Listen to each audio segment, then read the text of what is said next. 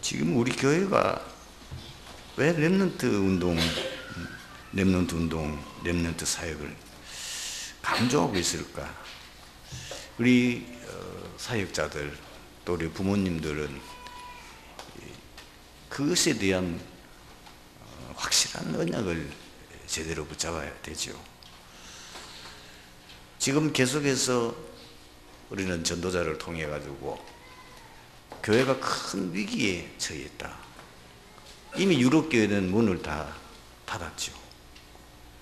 거의 교회가 있어도 아무 기능을 할 수 없는 상태에 빠져 있고, 지금 미국 교회가 엄청나게 지금 문을 닫고 교회가 지금 예배당이 팔려나가고 있고 또 매물로 나와 있고, 더 심각한 것은 우리 한국 교회도 굉장한 심각한 위기에 처해져 있습니다. 지금 많은 교회들이 문을 닫고 또 그 교회들이 지금은 감당이 안 돼가지고 예배당이 매물로 나오고 있습니다. 자, 교회가 문을 닫는 거하고 렘넌트 운동하고 무슨 상관이 있냐? 교회가 어려워질 수도 있고 그렇지, 그게 무슨 상관이 있냐? 반드시 우리는 성경을 통해서 봐야 될 게 뭐냐면은 교회가 없어지고 복음이 없어지던 시대는 무서운 재앙이 닥쳤다는 거예요. 그게 이제 문제인 거예요. 자, 이 교회는 사회하고 뭐 아무 상관없는 것 같이 보이지만은 이 세상은 사단이 지배하는 나라입니다. 성경은 분명히 밝히고 있죠. 어디도 이 말을 하지 않습니다. 성경만 밝히고 있어요.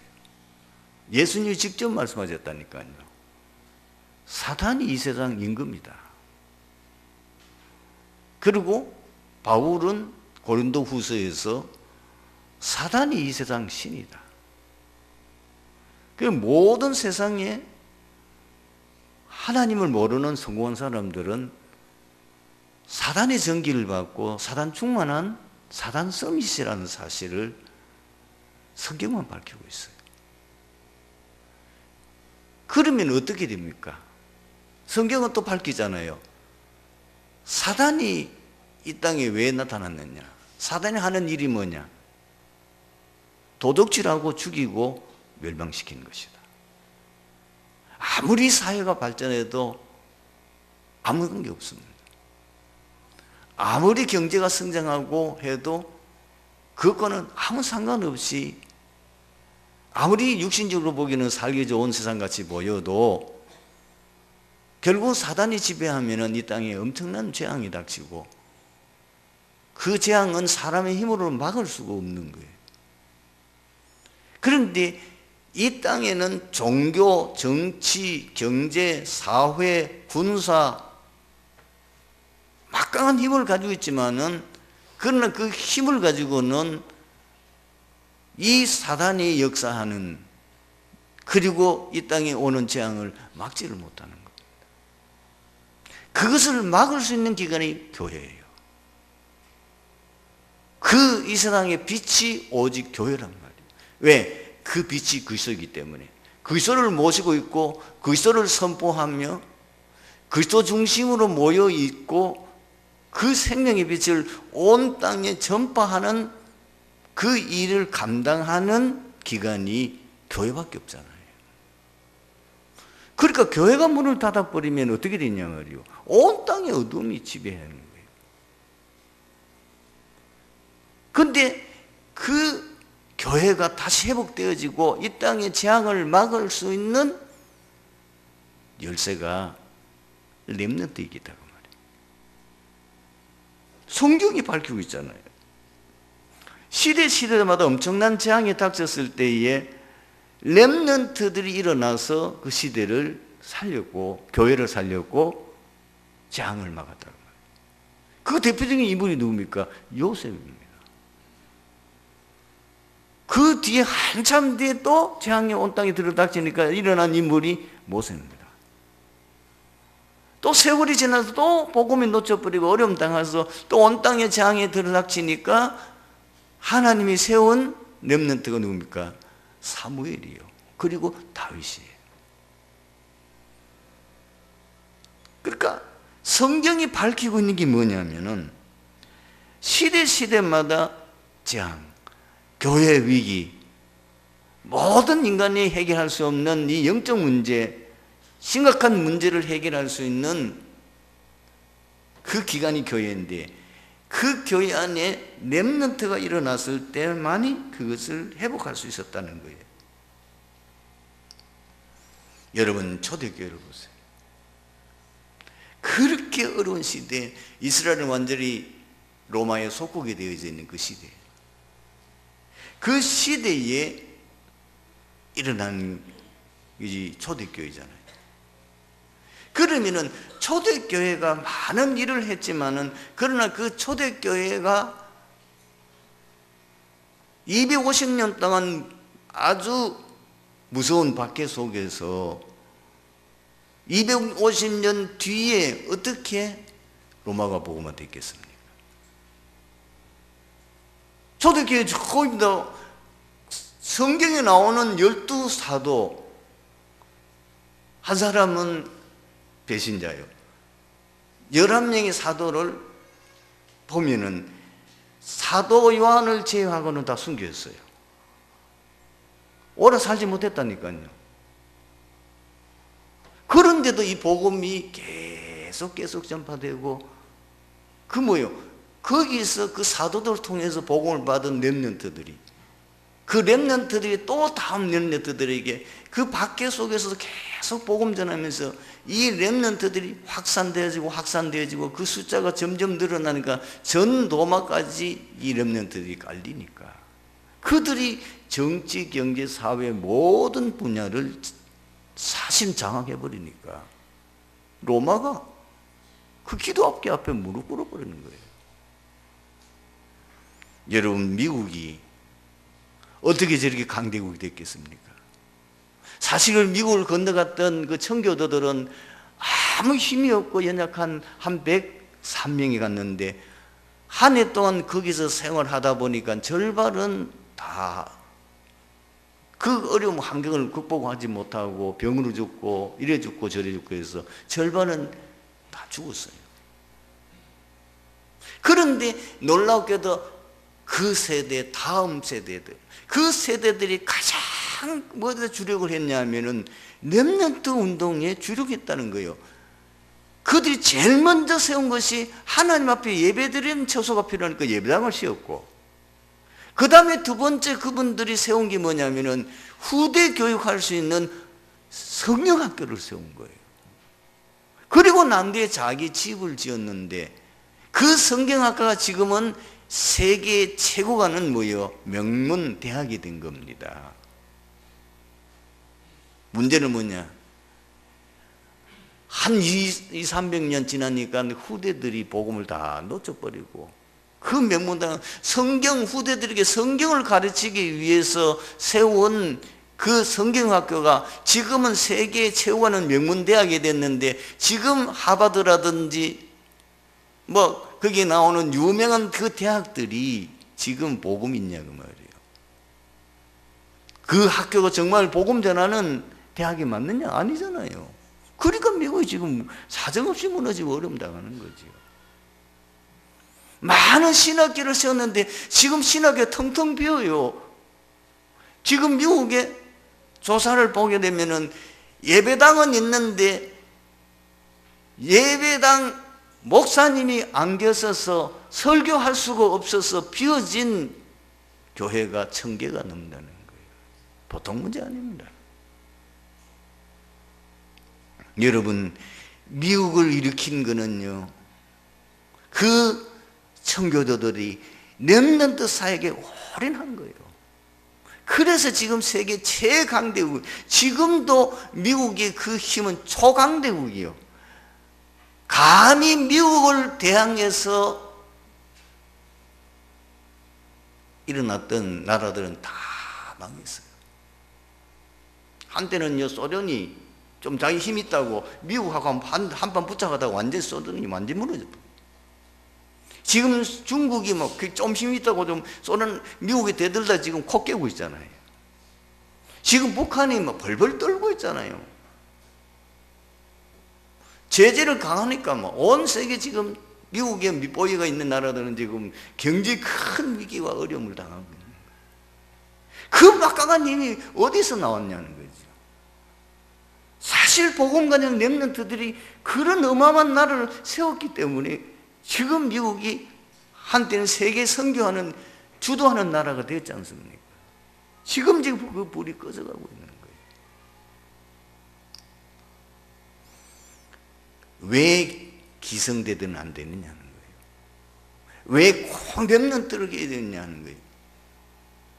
기성대들은 미안하지만은 12가지 문제, 거기에 함정, 틀, 올무에 걸려서 그것으로 각인 뿌리 체질되어 있기 때문에 좀처럼 안 바뀌어요. 아무리 복음을 들어도요, 아무리 메시지 들어도 들을 때는 아멘하고 들을 때는 맞다고 하는데 그것이 너무너무 각인 뿌리 체질되어 있기 때문에 안 바뀌는 거예요. 그리고 이미 늦었어요. 여러분, 지금 나이가 60이 된 우리 장로님이 내가 앞으로 세계적인 축구 선수가 되겠다, 가능하겠냐고 말이에요. 불가능하죠. 이미 나이가 많이 들어버렸어. 이미 사실 기성세대는 어려운 거예요. 뭐든지 어릴 때 벌써 인재를 찾아내고 가능성 있는 사람 찾아내서 그 렘넌트를 계속 훈련하고 교육하고 키워야만이 그 렘넌트가 앞으로 나라 살릴 수 있는 제목이 되고 세계 살 수 있는 제목이 되는 거지. 그래서 렘넌트는 모든 가능성을 다 가지고 있다고 말이에요. 그래서 지금 전도다 목사님이 그런 얘기를 했거든요. 이번에 그 두라오 교회라고 거기 입당 예배를 이제 목사님 해서 그 직분자도 세우고 그래서 거기 가보니까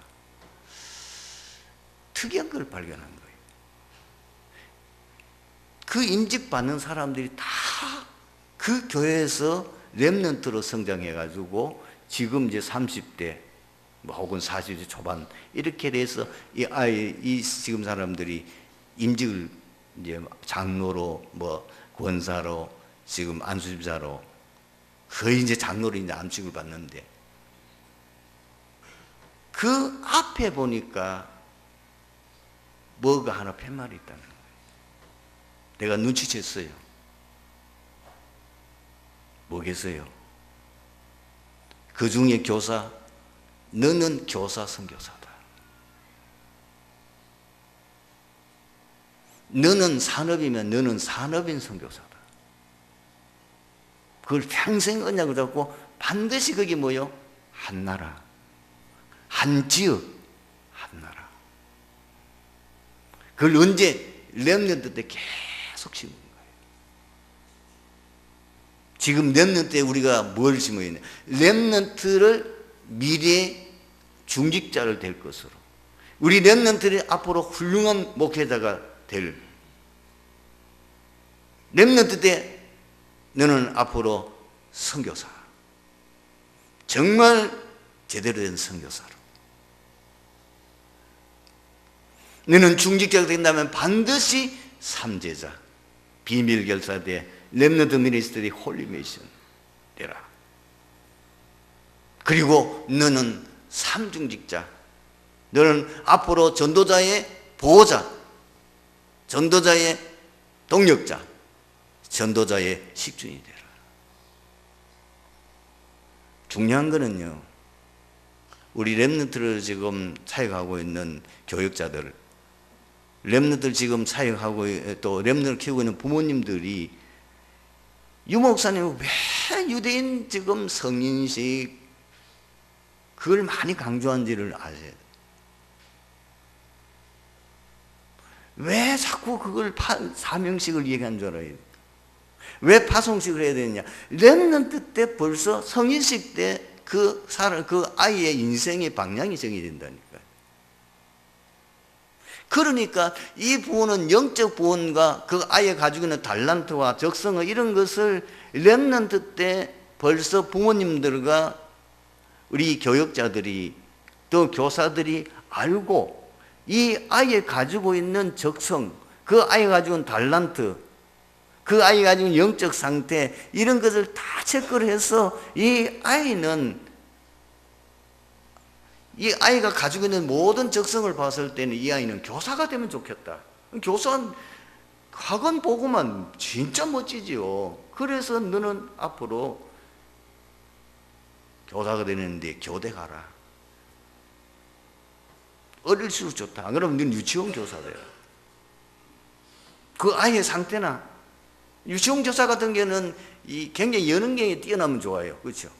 유치원 교사 같은 경우는 피아노도 잘 치고 춤도 잘 치고 그리고 아이들을 잘 어울릴 수 있는 이런 특성을 가지고 있는 유치원 교사로 유치원을 뒤집어 버리는 거지. 그러니까 어떤 경우에는 굉장히 행정에 뛰어나고 그런 어떤 공무원의 기질인 아이는 너는 공무원 선교사다. 이렇게 해서 또 굉장히 머리가 좋고 똑똑한 경우는 너는 앞으로 의사나 혹은 판사나 꼭 어릴 때부터 이 사업의 기질을 가지고 있는 아이 같은 경우는 미리 발견해서 너는 앞으로 교회 식중이 되라. 너는 산업을 통해서 삼재자 응답을 가지고 지금 렘넌트 때 벌써 적어도 대학 정도 들어가면 이미 그 아이의 방향이 다 정해져 있어요. 나는 앞으로 산업인으로서 어떻게 삼재자 되면서 제대로 이제는 교회를 살리고 앞으로 현장 살리고 앞으로 우리 미래 또 렘넌트를 키울 수 있겠느냐, 그거를 연구를 계속하고 사업에 성공한 사람들 성공의 비밀 이런 걸 이미 딱 해가지고 계속 그거 놓고 기도해요. 너는 사업가니까 앞으로 제대로 돈 벌어가지고 교회 살려라.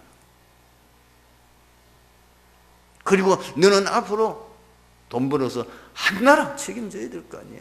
어느 나라 할래? 아예 나라 선교사 네가 파송해. 언제? 렘넌트 때 해야 돼요. 렘넌트 때 제대로. 나는 그 목사님 나이가 많으시거든요. 이분이 원래 교사 출신이었어요. 굉장히 자기 나름대로 신앙생활을 잘했던 분이에요. 순복음교회, 제가 그분 잘 알거든요. 순복음교회 신앙생활 아주 뜨겁고 기도 많이 하고 은혜와 능력 체험한 분이에요. 이분이 교사로서 진짜 이제 복음을 깨닫고 나니까 렘넌트밖에 없다는 이 답이 나오니까 말이에요. 아니 자기 집을 개방해가지고 뭐 아이들하고 늘 어우러서 자녀들하고도 자녀들이 굉장히 막 불평할 정도로 그렇게 살더니 드디어 한 20년 지나니까요. 교회가 완전히 렘넌트로 딱 깔려. 여러분, 렘넌트 사역은 첫 번째 기회면서 마지막 기회입니다. 이걸 절박한 마음을 가지고요. 첫 번째 기회면서 마지막 기회예요. 이 아이들이 제대로 응답받을 수 있도록. 그래서 가장 우선되는 게 뭐예요? 영적 서밋이라는 거예요. 복음 서비스를 내고 기도 서비스를 만들어야 되고 전도 서비스를 만들면서 그게 주신 달란트. 그래서 렘넌트 때 벌써 헌금도 가르쳐야 돼요. 11조. 그리고 교회를 위해서 건축헌금, 그리고 성경금 어떻게 드려야 될지. 헌금하는 것도 어릴 때부터 가르쳐야 돼요. 그걸 누가 가르쳤습니까? 록펠러 어머니가 그렇게 가르쳤잖아요. 예배도 가르쳤잖아요. 너는 항상 예배 드릴 때마다 맨 앞자리에 앉아라.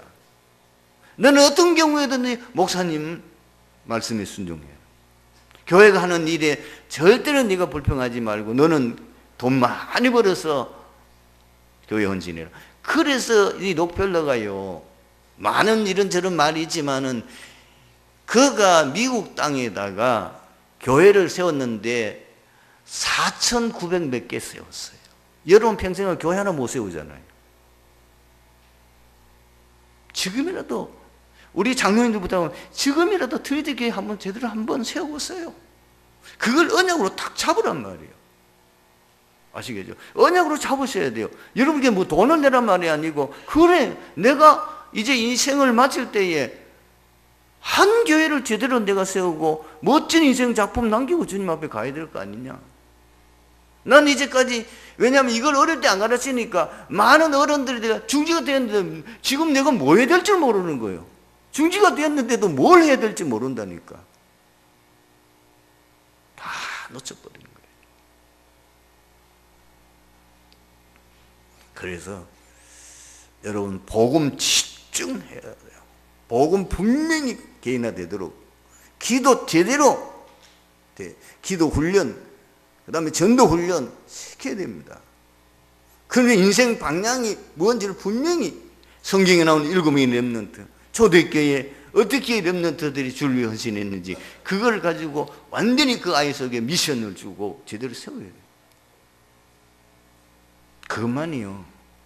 지금 이 온 세계 교회, 우리 한국교회에 들어닥친, 지금 지역에 들어닥친 이 문제 해결하는 길이에요. 여러분들에서는 현실을 똑바로 봐야 돼요. 제후가 저주받은 땅이라는 것을 여러분들 모르시죠? 저는 알아요. 두 가지. 하나는 뭐냐? 무속인들이 대구에 제일 많아요. 그리고 이단들, 이상한 이단 단체들이 제일 큰 건물을 가지고 있는 대구예요. 그리고 병원이 제일 많아요. 병원이 많단 말은 많은 사람들이 병이 들어가지고 영적 병이 들고 정신병이 들고 그다음에 육신의 병까지 들어서 온 땅에 지금 질병 재앙이 대구에 닥쳤다 그 말이요. 왜? 우상숭배 많이 하니까, 귀신 많이 생기니까 올 수밖에 없는 거 아닙니까? 막아야 돼요. 이거 바꾸는 길은 복음운동하는 길밖에 없어요. 이걸 바꾸는 길은 진짜 복음운동에서 모든 흑암을 결박시켜버려야 돼요. 모든 흑암이 무너져야 되는 거죠. 이 대구 땅에 무속인들이 한 명도 없도록 다 우리가 만들어야 되는 거예요. 스스로 자기가 견딜 수 없어요. 회개하고 돌아오든지, 그렇지 않으면 보따리 싸고 다른 지역으로 가든지 만들어야 되는 거예요. 그 운동을 할 수 있는 주역이 뭐냐? 렘넌트라고 말이에요. 어른들에게는 좀 죄송스럽습니다만 어른들은 100번 말해봐도 한 사람도 제가 보기에는 그걸 진짜 내 마음에 가슴에 딱 메시지를 딱 붙잡고, 그걸 붙잡고 정말 내가 이번에는 이걸 응답받아야 되더라고 실천한 사람은 없더라고요. 참 안타깝죠. 안 되는 거예요. 각인이 다른 것들이기 때문에. 뭐 강단에 아무리 말해도 개인적으로 만나보면은 속답다운 소리 너무 많이 해요. 너무 안타까운 얘기.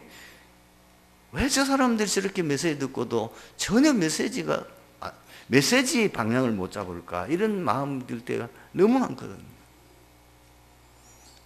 여호수아서 2장은 가나안 정복을 명령받은 여호수아가 여리고를 점령, 그리고 전진 기대를 삼기 위하여 시딤에서 여리고의 정탐꾼을 파송하는 과정에서 일어난 사건을 기록하고 있습니다.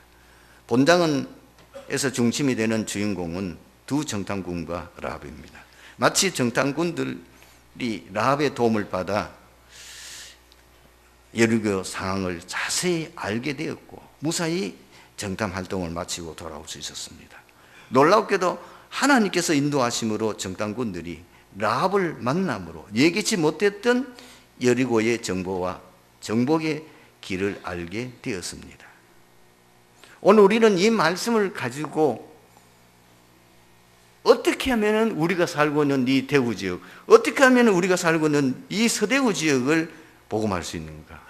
이 메시지 속에서 중요한 비밀이 그 속에 있어요. 그 중요한 비밀을 우리에게 지금 알려주고 있는 거예요. 지역 복음화는 하나님의 인도하심을 받는 것이 가장 중요합니다. 어떻게 하나님 인도를 받습니까? 여호수아는 여리고 정부에 대한 확실한 말씀을 받았습니다.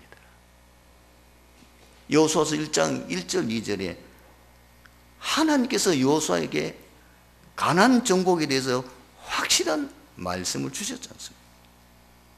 그리고 모세와 이미 조상들에게도 가나안 정복에 대한 말씀을 주셨습니다. 그러므로 가나안 정복은 하나님의 절대 계획이요 명령입니다. 오늘 트리니티 교회의 모든 성도들은 이 트리니티 교회를 왜 여기 세웠느냐? 하나님이 이 트리니티 교회를 통해서 말씀하는 절대 계획이 뭐냐면 이 지역 복음하라는 겁니다. 그런데 중요한 게 뭐죠? 무조건 그냥 지역 복음한다고 과음을 치고 함성만 지르고 구호만 외친다고 되는 게 아니잖아요. 그래서 하나님의 인도를 받는 게 중요합니다. 여리고 정복, 가나안 정복 마땅히 해야 되는데, 그러나 지금 여호수아가 어떻게 여리고 정복하고 가나안 정복하는 그 방향을 나가느냐는 거예요. 여러분, 하나님 인도받기 위해서 집중 기도가 필요합니다. 여호수아서 1장 10절 11절에 보면 사흘이라는 단어가 왜 나왔을까요? 거기 기도란 말은 한마디도 없어요. 사흘 동안 뭐 했겠어요? 여호수아가 뭐 했겠냐고. 사도행전 1장 14절 열흘 동안 오로지 기도해요. 이것이 지금 초대교회 역사 일어나기 전 모습입니다. 지금 사도 바울이 복음 전하다가 하나님이 지금 아시아 쪽으로 복음 전하는 그걸 막으셨어요. 그때에 바울이라는 건 어디 뭘 했습니까? 두로아에 내려가서 하나님이 막으시니까 하나님이 이쪽으로 복음 전하는 걸 원치 않으신다는 것을 깨닫고는 두로아에 내려가서 하나님 인도받기 위해서 기도했어요. 그게 하나님께서 기도하는 바울에게 환상을 통해서 지시하는 거죠. 그래서 마게도냐로 완전히 선교의 방향을 바꾸게 됩니다. 이것이 세계 선교의 전환점이 되는 굉장한 사건입니다. 빌립보에 가서도 바로 복음 들고 막 뛰어다니는 거 아니에요. 뭐합니까? 수일을 유하다가, 그리고 안식일에 기도처가 있는가 하여, 이 말이 중요합니다. 바울이 지금 빌립보에서 들어가자 말자 막 돌아다니면서 복음 전하는 게 아니에요. 수일을 지금 기도하면서 하나님의 인도를 받고 있는 거예요. 그러다가 누구를 만납니까? 누디아를 만난 거예요. 지역 복음화의 열쇠는 현장에 예비된 절대 제자입니다. 정탐꾼과 라합의 만남은 하나님의 전적 인도하심이요 응답입니다. 어찌 이렇게 일어납니까? 정탐꾼은 몰래 정탐을 해야 되니까 자기 신분을 노출하지 않기 위해서는 할 수는 있으면 뭡니까? 많은 사람들 모여있는 저작거리나 많은 사람이 모여있는 여관 쪽 이런 쪽으로 찾아 거기에 몰래 숨어 들어갔는데, 들어간 그 집이 하필이면 라합이에요. 그게 하나님의 인도인 거예요. 이 라합이 어떻게 하면 정탐꾼을 보호하잖아요. 이 라합이 뭡니까? 여리고의 지금 상황을 다 정보를 제공합니다. 그리고 구원을 요청합니다. 하나님께서는 분명히 현장에 예비해 놓으셨습니다. 성령의 인도받을 때, 하나님의 인도를 받을 때만 이 응답을 누릴 수 있다고 말이에요. 분명히 사도행전 13장 48절에 영생 주시고 작정된 자는 다 믿더라. 현장에 예비되어 있는 거죠. 하나님께서 놀랍게도 빌립보 지역의 누디아가 얼마나 하나님 예비된 자인지를 15절에 말하고 있잖아요. 나를 주 믿는 자로 알거든 아예 우리 집에 들어와 유하면서 해라. 천번만 넣는데 참 놀라운 거지. 야손 어디요? 데살로니카에. 지금 고린도에 가니까 브리스가 부부, 놀랍게도 하나님이 강권적으로 브리스가를 어떻게 합니까? 고린도에 올 수밖에 없도록 하셨어요. 거기서 바울이 거기 갔는데 이 사람을 만난 거예요. 그리고 에베소 지역에는 3개월 동안 해당해서 집중적으로 하나님의 나라에서 말씀하다가 거기에 제자들이 나오니까 따로 세워서 이 제자들 2년 동안 집중해서 훈련하며 현장을 파송했는데 에베소 전 지역이 뒤집어졌습니다. 여러분, 예비된 절대 제자에게는 어떻게 잡습니까? 특징이 있어요. 무슨 특징이 있죠? 복음에 반응하는 거예요. 복음만 말해야 돼요. 복음만 말했는데 반응이 없다? 아니에요. 다른 데 반응인 거는 아니에요, 제자가. 전도에 반응해야 돼요. 이게 이제 비밀이잖아요. 옛날 유 목사님이 어느 날 갑자기 담임 목사님이 당에 이제 결정을 해가지고 잘 맡고 있는 동성교에서 일어난 얘기 했잖아요. 잘 지금 청년이 굉장히 부흥되어지고 뭐 역사 일어나는데 그만두고 저 무속인들이 모여있는 그 말하면 무허가촌 그 안창마을에 가 사역하라는 거예요. 가보니까 진짜 그 부산에서는 제일 가난하고 별 볼일 없는 사람들이 모여 무허가 뭐 촌이니까 가보니까 완전히 이 무속촌이라 막막하더란 겁니다. 이 무속촌을 어떻게 복음할까 고민을 하면서 마침 그 슈퍼가 있어가지고 슈퍼에 그 들마리에 앉아 있는데 그 난감하잖아요 지금. 근데 어떤 옆자리에 여자가 앉더라는 거예요. 그 여자가 누구냐 알고 보니까 무속인이에요. 근데 더 놀라운 거는 신학교를 졸업한 전도사까지 하던 사람이 지금 무속인 돼 있는 거예요. 하필이면 또 뭐요? 슈퍼 하고 있는 분이 권사님이라 정보를 제공했어요. 그 집을 찾아들어갔어요. 그 집에 가서 불신자 상태 안에서 남편이 맞아요. 그 복음 듣고 딸하고 남편이 병들어 누워 있는 거예요. 완전히 치유돼요. 이 여자가 너무 감동을 해요. 무속인 가만히 있는데 자기가 다 저거 해가지고 모아가지고 문을 연. 전도에 반응하는 사람. 그리고 감사하며 전적으로 헌신하는 거예요. 진짜 하나님 예비된 제자는 누가 뭘 하라고 하는 게 아니에요. 알아서 하나님 감동 주기 때문에 루디아 보세요. 나를 주민자로 알거든 내 집에 들어 유하라. 많은 사람들이 부담이 돼가지고 혹시나 자기 집에 뭐 이렇게 사역하고 하면은 뭐 돈 거기에 음료수 사줘야지 뭐 해야 되지 돈 들까봐 벌벌 떨고 안 하는데 루디아는 어떻게 합니까? 우리 집에 유하라는 겁니다. 거기에 한 사람도 아니고 몇 사람이 지금 짝을 이루어 가는데 그 집에서 숙식을 다 제공하고 복음 전하고 자기 가족들 다 예수 믿고 세례받고 아마 루디아가 틀림없이 그 동네에 있는 모든 영적 정보를 다 제공했을 겁니다. 이런 제자예요. 완전히 구원에 감사하며 헌신된 제자. 이런 사람들은 시험 들리지 않습니다. 이 사람들은 무슨 문제였다고 흔들리지도 않습니다. 이런 절대 제자 한 명만 찾아보면 그 지역은 살릴 수 있는 거잖아요. 오늘 말씀 세 번째는 뭐냐? 이 라합을 통해서 하나님께서 주시는 메시지가 있어요. 믿음은 오직 하나님의 은혜요 선물입니다. 이것부터 우리가 확실히 해야 돼요. 너희가 그 은혜를 믿음을 말미암아 구원을 얻은 난 이것은 너희에게서 난 것이 하나님의 선물이라. 하나님은 처음부터 이방인 구원을 계획하셨어요. 누구에게? 아브라함에게. 너는 너로 말미암아 천한 만민이 복을 받을 것이다.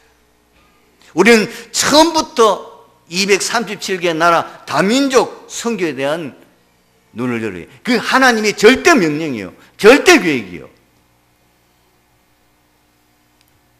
그리고 예수님이 부활 승천하실 때에 뭐라고 말씀하셨어요? 제자들을 보고. 그게 우리가 잡아야 될 천명이라 그 말. 너희는 모든 족속으로 제자 삼아라. 온 천하에 다니며 땅 끝까지 가라. 그런데 여러분들이 사역하는데 한 가지 명심이 될 것이에요. 만사가 때가 있고요, 시간표가 있습니다. 이 언약을 잡고 하되 인내하며, 믿음으로 인내하며 기다림이 필요하고요, 언약 잡고 도전하면 계속 일심전심 지속하는 게 중요합니다. 당장 열매 없어도 괜찮습니다. 금년부터는 우리 교회가 본격적으로 지역 복음화 위하여 이제는 도전합니다. 지금 이제 2월달 모든 사역이 끝나고 3월달은 본격적으로 이제는 지역 복음화를, 본격적으로 이제는 교회 안에 이제 제자 훈련하고 이제는 현장으로 가게 될 겁니다. 금방 열매 없어도 괜찮습니다. 지역에, 이 내당 사정 지역에 절대 제자 라합 같은 사람 하나 찾아버리면 끝나는 거예요. 그 제자 누구 붙이겠습니까? 아무나 안 붙여요. 그렇죠? 절대 제자에게 붙이는 거예요. 그걸 우리가 기억하셔야 돼요. 오늘 말씀의 결론을 맺습니다. 말씀 운동을 위한 작은 헌신은 반드시 넘친 열매를 거두게 됩니다. 자, 여러분, 기생 라합이 한 일이 극히 적은 헌신 아닙니까? 그 정탐꾼 숨겨줬잖아요. 그러고 사실 있는 그대로 얘기했잖아요. 지금 여리고의 상태, 정보, 그리고 자기들을 구원해달라. 결과는 어떻게 해요? 가문 구원받았어요. 그 라합의 이름이 예수님의 족보에 올라 있어요. 그 기록이 성경에 3군데나 기록되어 있어요. 마태복음에, 그리고 오늘 본문에, 또 그리고 어디입니까? 히브리서에도 라합에 대한 기록이 또 나옵니다. 야고보서에도 또 나와요.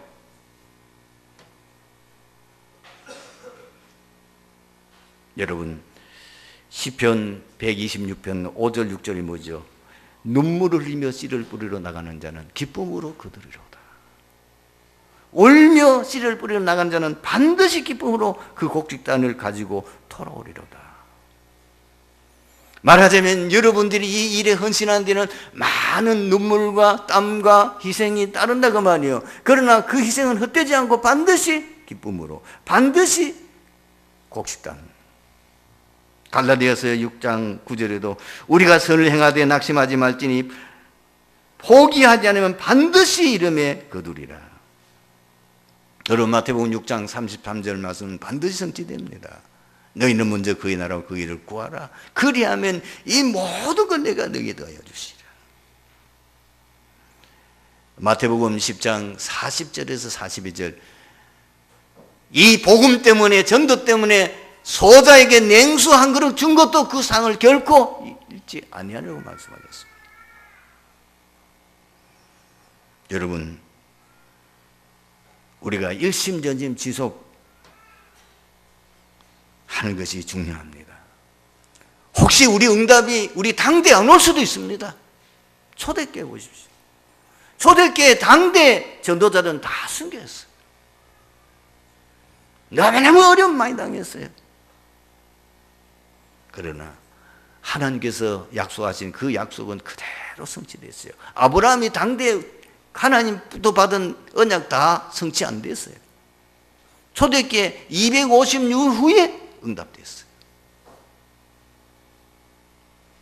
여러분, 지금 우리 한국교회가 이렇게 경제가 성장하고 또 우리 한국교회가 이렇게 발전되는 데는 120년 전에 우리 선조들이 온갖 핍박과 환난 가운데 가문에 쫓겨나고 말할 수 없는 어려움 속에서 순교의 과정을 통해서 피를 흘리면서 오늘 우리 한국교회가 있는 거예요. 그 선조들이 그렇게 헌신한 결과로 오늘 우리에게 있는 겁니다.